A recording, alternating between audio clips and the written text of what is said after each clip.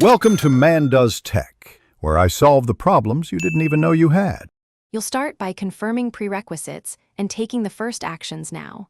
Sign into Windows with an admin account, then open Settings and install all pending Windows and Office updates.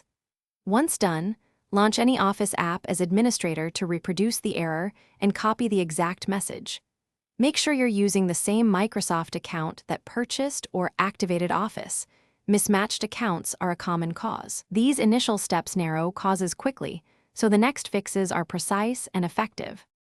Next, perform a targeted repair sequence and licensing checks.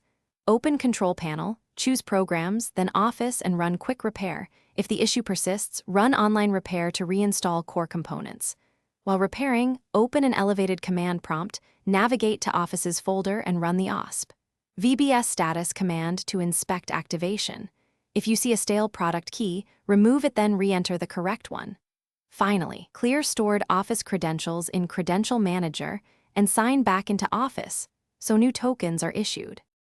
To finish, reactivate Office using the exact account or product key and confirm activation status in Account Settings.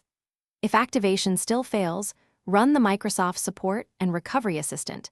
It automates token cleanup and reactivation. Make sure to reboot after major steps so cached tokens clear.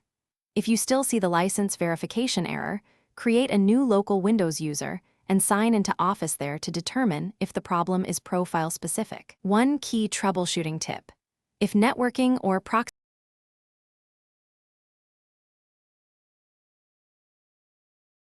Thanks for watching. If you found this helpful, don't forget to like and subscribe.